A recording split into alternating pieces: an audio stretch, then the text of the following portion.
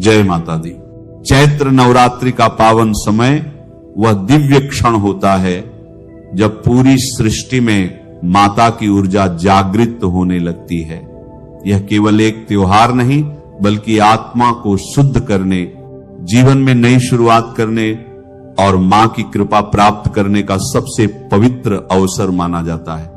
कहते हैं जब भी चैत्र नवरात्रि आती है तो धरती पर देवी शक्ति का विशेष संचार होता है और जो भी भक्त सच्चे मन से मां की आराधना करता है उसके जीवन में नई रोशनी आने लगती है। सन 2026 में चैत्र नवरात्रि का प्रारंभ 19 मार्च गुरुवार से हो रहा है।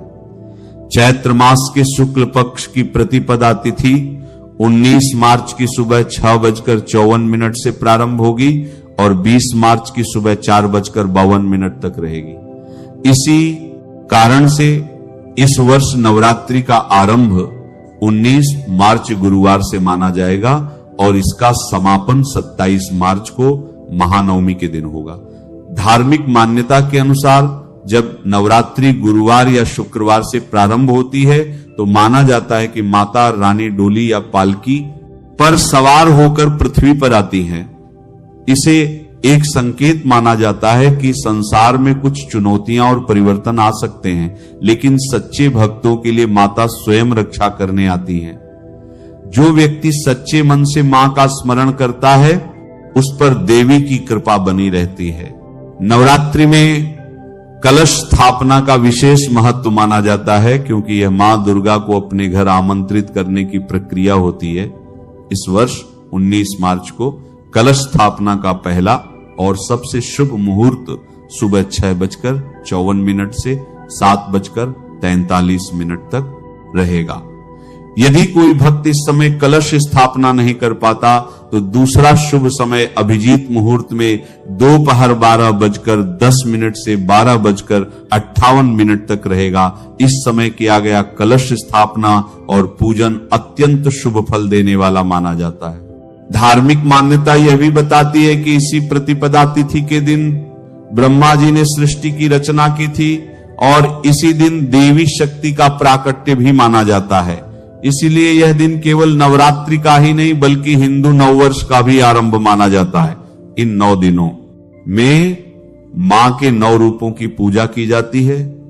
शैलपुत्री, ब्रह्मचारिणी, चंद्रघंटा, कूष्मांडा, स्कंदमाता, कात्यायनी, कालरात्रि, महागौरी और सिद्धिदात्री।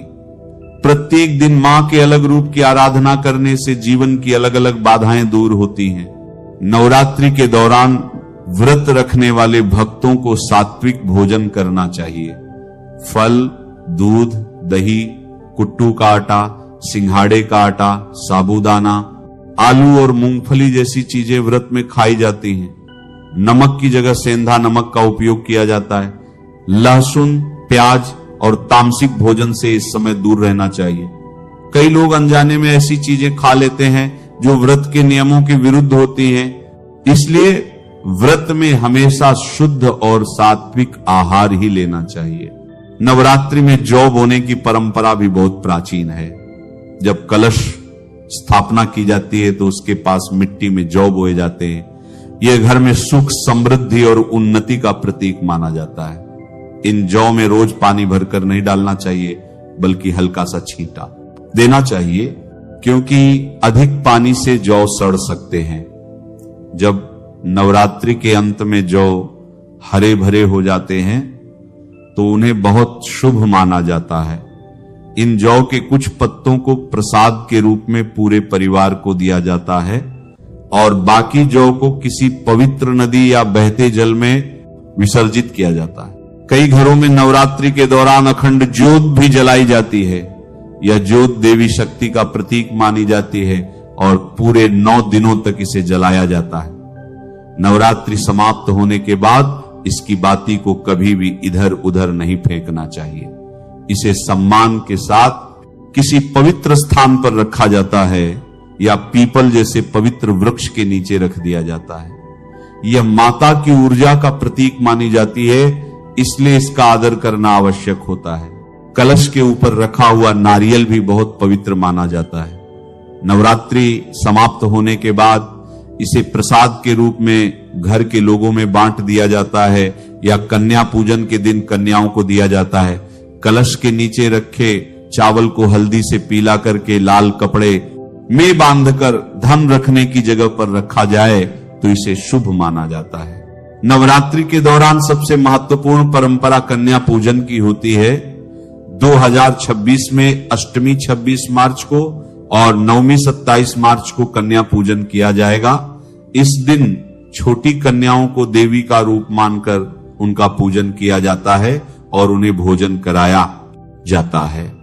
कहा जाता है कि जब कन्या किसी घर में पहला निवाला खाती है तो उस घर पर माता की विशेष कृपा बरसती है। लेकिन नवरात्रि में कुछ गलतियां ऐसी होती हैं जिन्हें भूलकर भी नहीं करना चाहिए। पूजा में लापरवाही, अपवित्रता, गंगा या किसी भी पवित्र नदी को गंदा करना या प्रसाद और पूजा सामग्री को कचरे की तरफ फेंक देना बहुत अशुभ माना जाता है। धर्मशास्त्रों में बताया गया है कि पवित्र नदियों का सम्मान करना ही सच्ची भक्ति का प्रमाण है। यदि कोई व्यक्ति पूरे 9 दिन व्रत या पूजा नहीं कर पाता तो भी निराश होने की आवश्यकता नहीं है। केवल सच्चे मन से मां का स्मरण करना भी उतना ही फल देता है। शास्त्रों में बताया गया है कि दुर्गा सप्तशती में वर्णित सिद्ध कुंजिका स्तोत्र का पाठ अत्यंत शक्तिशाली माना जाता है।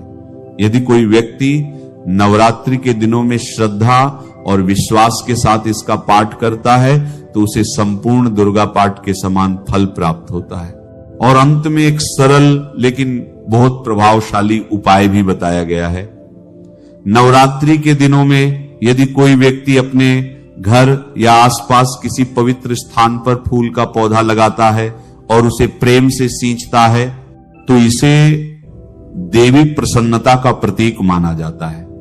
यह कार्य प्रकृति और देवी दोनों की सेवा माना जाता है और इससे घर में सकारात्मक ऊर्जा का संचार होता है। इसलिए इस वर्ष जब 19 मार्च से चैत्र नवरात्रि प्रारंभ हो तो पूरे विश्वास, प्रेम और श्रद्धा के साथ मां की आराधना करें। याद रखिए, माता रानी को बड़े बड़े अनुष्ठान नहीं बल्कि सच्चे मन की भक्ति सबसे अधिक प्रिय होती है।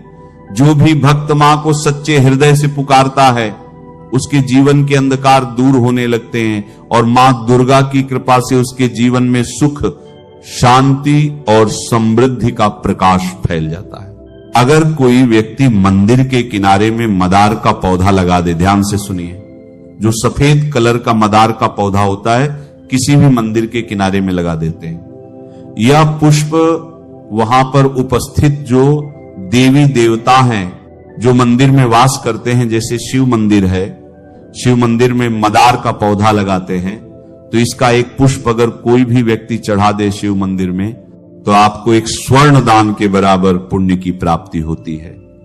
तो मदार का पौधा लगाने से इसमें जो फूल खिलेंगे वह जाकर देवी देवताओं को चढ़ाए जाएंगे तो उसका आपको पुण्य की प्राप्ति होगी। जो व्यक्ति चढ़ा रहा है उसको आधा फल मिलेगा और आधा फल आपको प्राप्त होना शुरू हो जाएगा।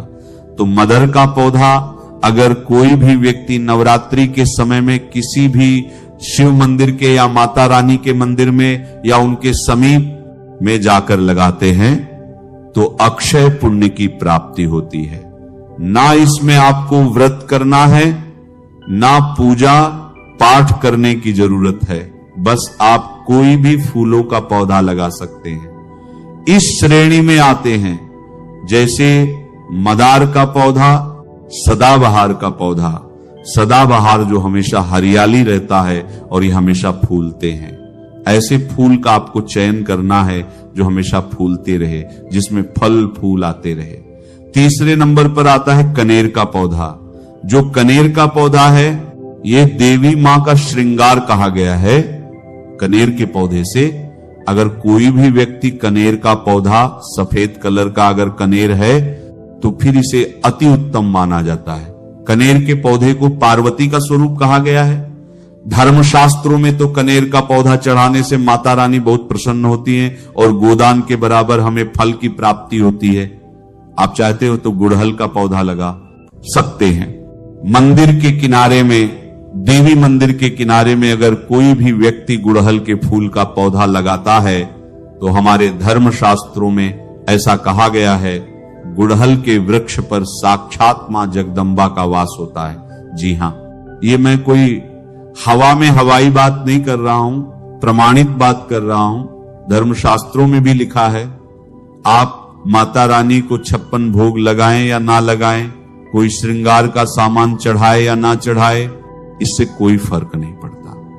लेकिन अगर कोई भी व्यक्ति नवरात्रि के समय में गुड़हल का पुष्प माता रानी को सच्चे मन से अगर माला पिरो करके 21 की संख्या में या 11 की संख्या में चढ़ा दे तो उस व्यक्ति की वह मनोकामना पूर्ण होने से साक्षात ब्रह्मा भी नहीं रोक पाते हैं। गुड़हल का फूल माता रानी को चढ़ाने से, नवरात्रि में आपने पूजा पाठ व्रत रखते हैं, पूजा पाठ कर रहे हैं, कोई बात नहीं। अगर आप व्रत नहीं कर पा रहे हैं, पूजा पाठ में टाइम नहीं दे पा रहे हैं, तो गुड़हल का फूल माता रानी को नवरात्रि के किसी भी एक दिन 21 फूलों की माला पिरोकर, माला बनाकर माता को चढ़ा देना, संपूर्ण व्रत का फल मिल जाएगा। आपने नवरात्रि का व्रत रखा हो या ना रखा हो, इससे कोई फर्क नहीं पड़ता, बस गुड़हल का फूल माता रानी को चढ़ा देना। तो ऐसा कहा गया है। कोई व्यक्ति अपने जीवन काल में अगर नवरात्रि के समय में गुड़हल का पौधा लगा देता है और इस पौधे में फूल आना शुरू हो जाते हैं और ये फूल अगर देवी देवताओं को चढ़ना शुरू हो जाते हैं, तो माता रानी आजीवन आपकी बिल्कुल ही मदद करेंगी, आपके ऊपर अपनी कृपा बरसाएंगी, आपको अपना पूर्ण आशीर्वाद देंगी और जब तक आप इस संसार में जिएंगे कभी भी निर्धन नहीं रहेंगे। ई नाची परकाप का आपके, ऐसे में आप अष्टमी और नवमी को, इन दोनों तिथियों में कन्या पूजन अवश्य ही करें, कन्याओं को भोजन अवश्य खिलाएं। शास्त्रों में 9 दिनों के नवरात्रि को बहुत ही शुभ और मंगलकारी माना जाता है और वहीं 8 दिनों के नवरात्रि को अच्छा नहीं माना जाता। ऐसे में 10 दिनों के नवरात्रि बहुत ही शुभ माने गए हैं। शास्त्रों के अनुसार नवरात्रि के दिनों में माता रानी का पूजन करने से, कन्या पूजन करने से मां अभय वरदान प्रदान करती हैं। कुंडली में जो कष्ट होते हैं उन्हें ठीक कर देती हैं। श्रीधर की तरह ही सच्चे हृदय वाले व्यक्ति के सभी कष्टों का निवारण मां शीघ्र ही करती है। मां की उपासना से विनम्रता का विकास होता है, सभी कष्ट, दरिद्रता, दुख नष्ट हो जाते हैं। नवरात्रि में माता रानी का व्रत और पूजन किया जाता है, लेकिन नवरात्रि के दौरान सबसे ज्यादा महत्व होता है कन्या पूजन का। कन्या रानी जो होती है फूल की पंखुड़ियों की तरह नाजुक होती है। कन्या पूजन सर्वोपरि और श्रेष्ठ है। कन्या के रूप में स्वयं जगदम्बा देवी, माता वैष्णो, 9 देवियां अर्थात समस्त ब्रह्मांड इनके शरीर के कण कण में वास करते हैं। बहुत कम लोग जानते हैं। 33 कोटि देवी देवताओं का वास होता है कन्याओं के मस्तक पर। कन्या चाहे छोटी हो या चाहे बड़ी हो, वह सदैव पूजनीय है, मां के समान मानी जाती है, माना जाता है। व्रत और उपासना से माता रानी इतनी प्रसन्न नहीं होती है जितना कि कन्या पूजन से होती है। नवरात्रि में छोटी छोटी कन्याओं को माता रानी का स्वरूप माना जाता है। कन्याओं को भोग लगाया जाता है, उन्हें प्रसन्न किया जाता है और बदले में आशीर्वाद मांगा जाता है। कन्याओं को प्रसन्न करने के लिए गिफ्ट, उपहार वगैरह दिए जाते हैं। माना जाता है अगर कन्याओं को कोई भेंट दी जाए और वह उसे खुशी खुशी स्वीकार कर ले तो इसका मतलब है माता रानी अर्थात माता वैष्णो ने वह भेंट स्वीकार कर ली। जिन पर कन्याएं प्रसन्न होती हैं तो समझो उन्हें माता रानी का आशीर्वाद मिल गया और माता रानी की कृपा से उन्हें मुंह मांगा वरदान प्राप्त होता है। कन्या पूजन कोई मामूली पूजन नहीं होता। समस्त ब्रह्मांड में जो पूजा होती है उनसे बढ़कर कन्या पूजन को माना जाता है। 10 बार गंगा स्नान करने से और 100 बार यज्ञ करने से तथा 1000 बार यात्रा करने से जो पुण्य मिलता है वह मात्र एक बार कन्या पूजन करने से करोड़ों गुना फल भक्त को मिल जाता है। इसीलिए कहा जाता है कि कन्याओं को सताना नहीं चाहिए, इससे समस्त ब्रह्मांड हिल जाता है। कन्याओं की जितनी सेवा की जाए कम ही होती है। कन्याएं कोई मामूली नहीं होती। कन्या के रूप में स्वयं उनके मस्तक पर विराजमान होकर स्वयं देवी चलकर आपके घर तक आती हैं।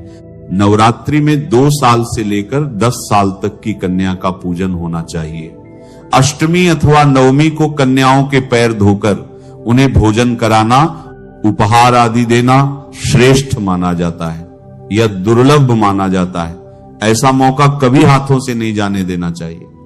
इस दिन जितना ज्यादा हो सके कन्याओं को हाथ पकड़कर, पैर पकड़कर अपने घर तक लेकर आएं। कैसे करें कन्याओं का स्वागत? कन्या जब आपके घर आए तब सभी के पैरों को दूध और पानी से धोना चाहिए।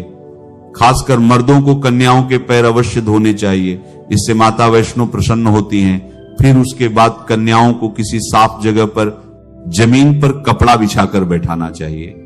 उनके माथे पर अक्षत, फूल और कुमकुम लगाना चाहिए। फिर उसके बाद भोजन ग्रहण करवाना चाहिए।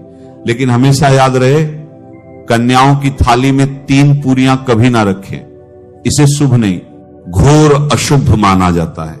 3 पूरियां तथा 3 रोटियां मरने वाले व्यक्ति के लिए निकाली जाती हैं और जेल में कैदियों के लिए दी जाती हैं। ऐसे में कन्याओं को उनकी थाली में 3 पूरी कभी ना दे, लेकिन 12 करके पूरियां दे सकते हैं। इससे 3 संख्या टल जाती है और दोष भी नहीं लगता। कन्याओं को खाना खिलाने के बाद अंत में कन्याओं के सिर पर लाल चुनरी ओढ़ानी चाहिए और भोजन में आपको खीर, पूरी, हलवा, चना तथा आलू की सब्जी, छोले वगैरह की सब्जी खिलानी चाहिए। पनीर आदि भी खिलाया जा सकता है। वैसे माता रानी का प्रिय भोजन खीर, हलवा, पूरी और छोले आदि ही है। लेकिन भूल से भी लहसुन और प्याज का इस्तेमाल कभी ना करें, अन्यथा अनर्थ हो जाएगा। अक्सर कई लोग कन्याओं को कुरकुरे का पैकेट, चिप्स वगैरह का पैकेट खिलाते हैं, जो कि घोर अनर्थ माना जाता है, क्योंकि इसमें लहसुन, प्याज का इस्तेमाल होता है, जिसके कारण आपका व्रत खंडित हो सकता है। मां दुर्गा क्रोधित हो सकती हैं। जहां आपने 9 दिनों तक लहसुन, प्याज का परहेज किया, लेकिन आपकी एक गलती पूरे व्रत को खंडित कर सकती है। इतना भी नादान नहीं बनना चाहिए कि माता रानी रुष्ट हो जाएं और कन्याओं को भी अशुद्ध भोजन खाना पड़े। कन्याओं को डिब्बा बंद कोई भी ऐसी चीज ना खिलाएं जिसमें लहसुन प्याज होता है। कई चीज तो ऐसी होती है मार्केट में जिसके अंदर लहसुन प्याज का इस्तेमाल होता है। ऐसा आप कभी मत करना। कई लोग कन्या पूजन में खाना घर पर नहीं बनाते और मार्केट से रेडीमेड लाकर ही खिलाते हैं तथा दही, जलेबी भी खिलाते हैं, जो कि शुभ नहीं माना जाता।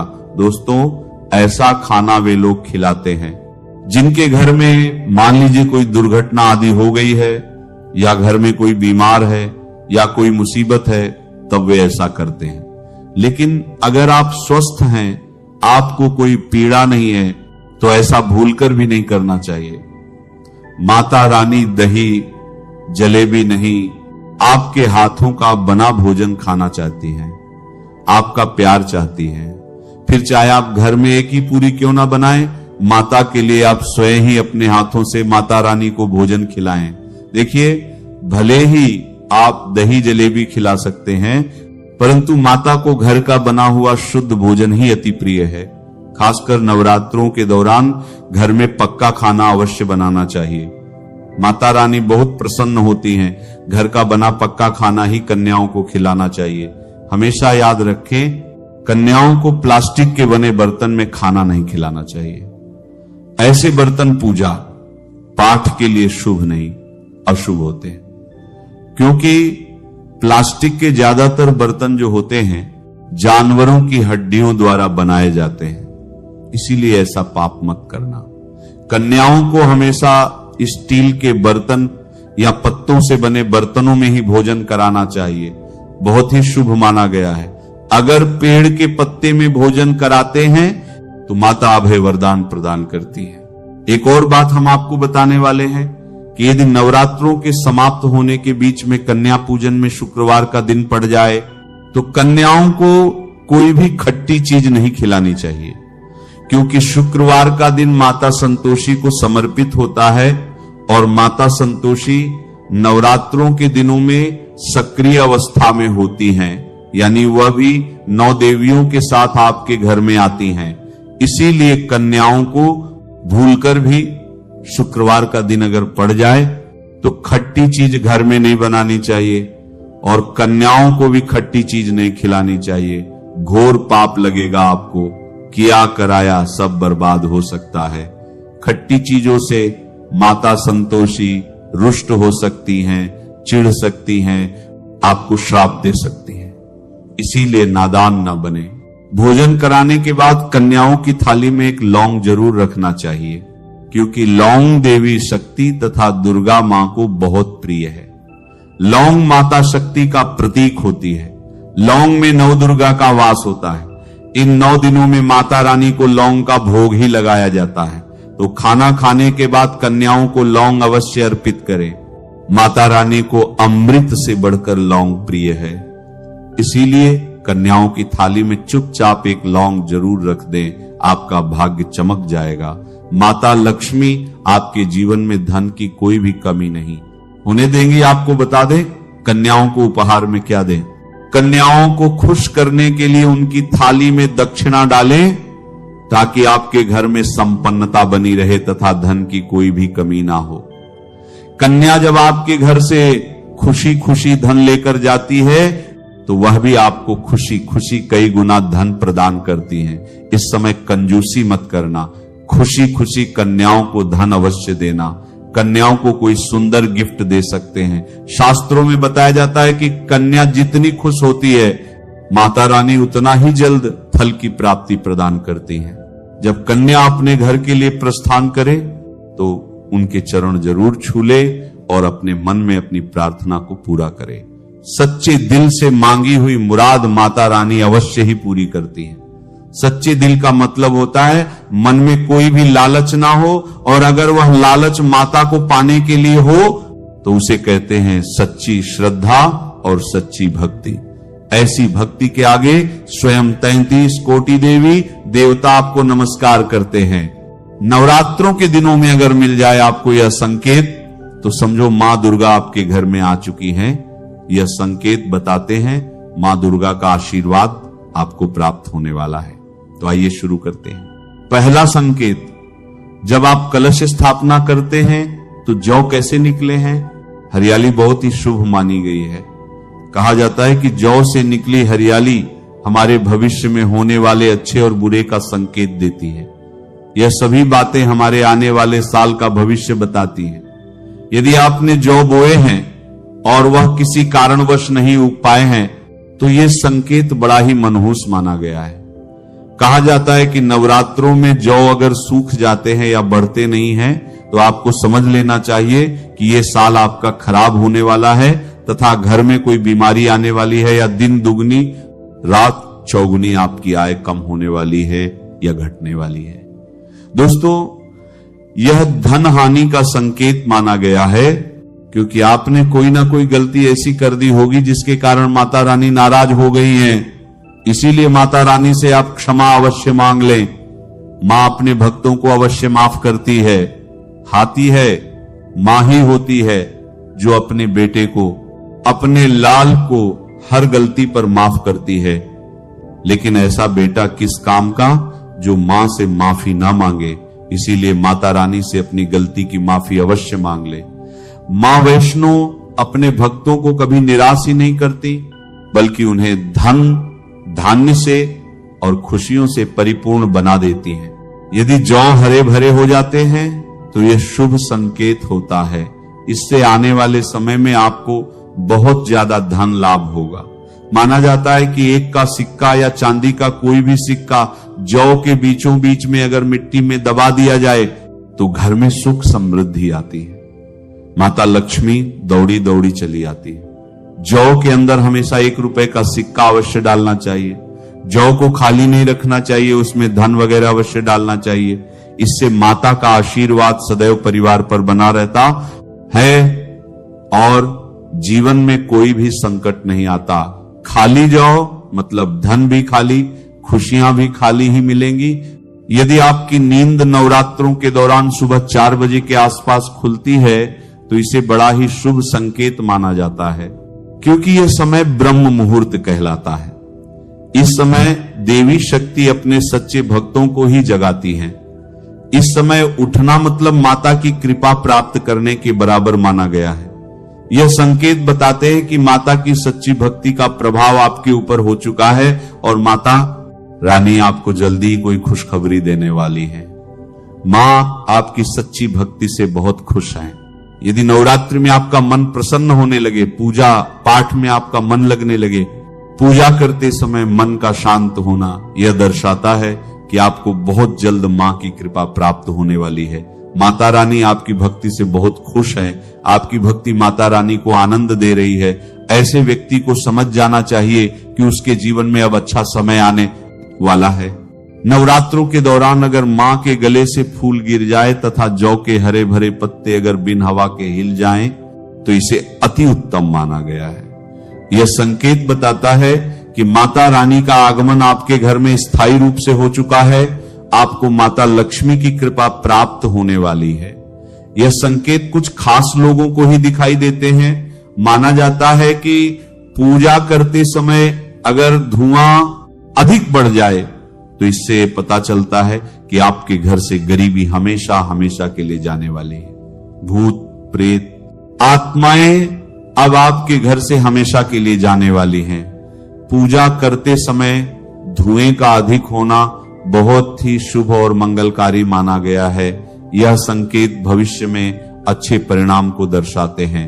आत्माएं द्वार पर गाय का आना, वेदों में बताया जाता है कि नवरात्रि के दौरान गाय माता का घर में आना बड़ा ही शुभ संकेत माना गया है। नवरात्रि में द्वार पर गाय का आना अत्यंत शुभ है। यदि आपके भी द्वार पर गाय आती है तो गाय के माथे पर कुमकुम लगाना ना भूलें तथा गाय को रोटी जरूर खिलाएं। इससे महादुर्गा अत्यंत प्रसन्न होंगी और आपकी झोली खुशियों से भर देंगी। द्वार पर गाय का बार आना भी जीवन में आने वाले अच्छे संकेतों की ओर इशारा करता है। सपने में शेर का दिखाई देना, अगर आपके सपनों में मां दुर्गा दिखाई देती हैं, अर्थात कोई भी देवी अगर आपके सपनों में दिखाई देती है तो बड़ा ही शुभ माना गया है। नवरात्रों के पावन अवसर पर माता के दर्शन किसी खास भक्तों को ही होते हैं। ये सपने कभी किसी को शेयर मत करना।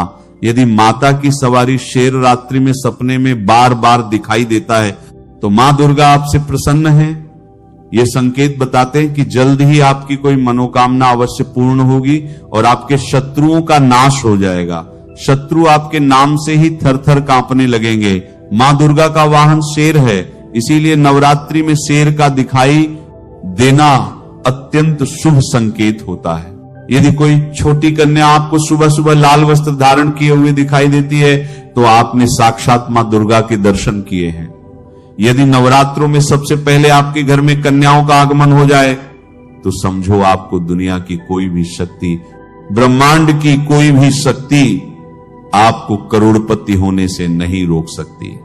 आपके जीवन में, आपके घर में माता लक्ष्मी का आगमन होने वाला है।